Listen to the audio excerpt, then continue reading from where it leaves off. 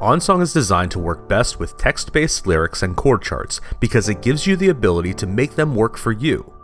The Style Preferences menu is where you control how your music looks and acts for best outcomes during a performance. Let's take a look at the tabs that make up the Style Preferences menu by tapping on the Sliders button in the menu bar.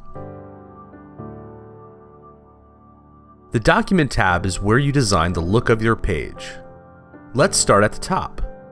The first control is Font Family, which lets you choose from different fonts you can use to output the text of your chart.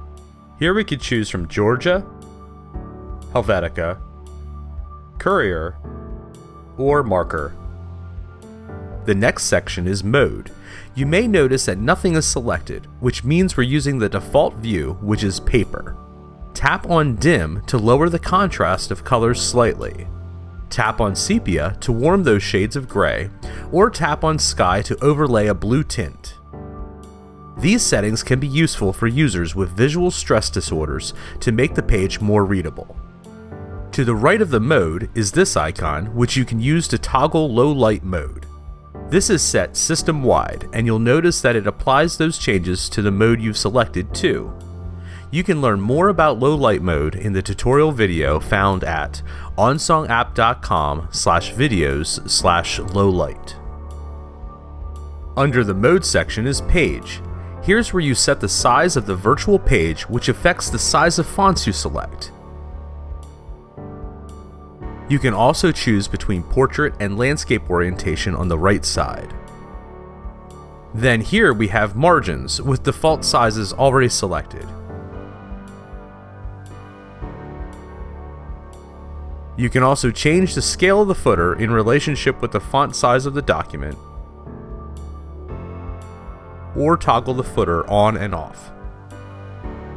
All of the controls on this tab, except low light mode, applies to the selected song. We will see how to apply our changes to different songs in our library in a little bit. Next, let's tap on the Format tab to make some other adjustments. Here's where we can change the header size or toggle it on and off. The header is your song title, which appears at the top of the page. The metadata slider does the same thing for things like the artist's name, key, and time. Just like other aspects, you can also toggle this on and off. The lyrics slider does the same for all the text content in your song. If you don't need to view lyrics and only want to view chords, you could toggle this off. Or not. The chord slider lets you change the size of chords. If you're a vocalist, you may also want to toggle the chords off. The visibility of chords in a song is important, and formatting those differently can help you in your performance. Use the first row to change the highlight color of chords. The built-in colors are nice, but you can also create your own by swiping to the right and tapping on this plus button.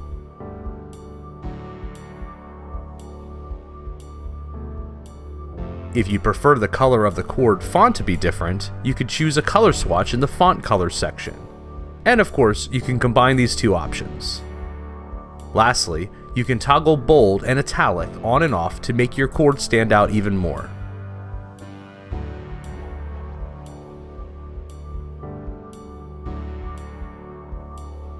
Last, let's tap on the Chords tab to change how our chords look. First, Style lets you choose how the chords appear. Alpha will show the chords using an alphabetic syntax like A through G. You can also choose Nashville for numeric chords, Roman for showing chords as Roman numerals, or Italian for Do Re Mi.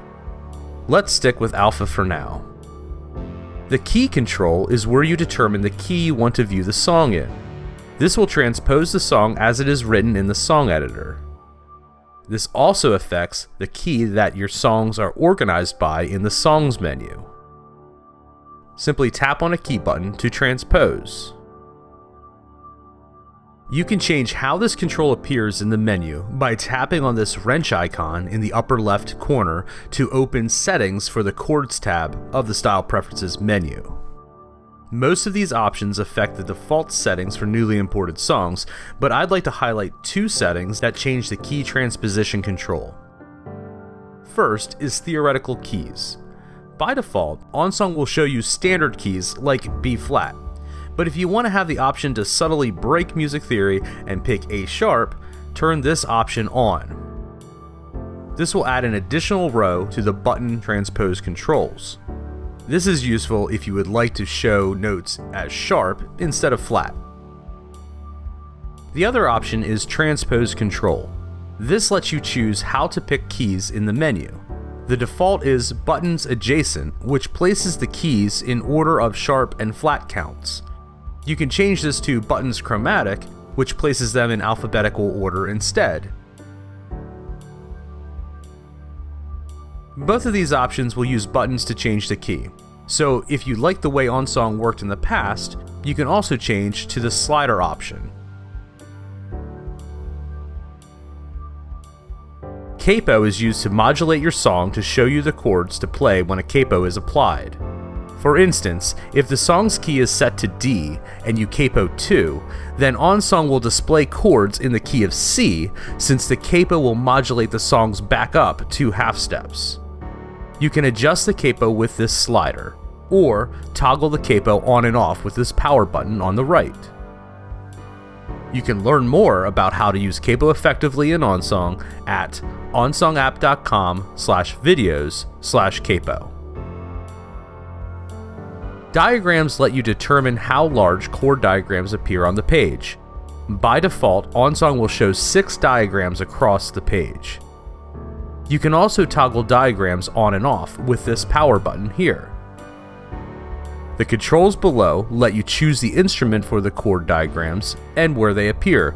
For instance, I can place chord diagrams below the lyrics, above the lyrics, or I can place them within the lyrics, replacing all the chord letters with diagrams. The instrument control lets me pick what instrument I'm playing for that song. The default is guitar, but you can also choose piano, 5 and 4 string bass, ukulele, baritone ukulele, mandolin, or banjo.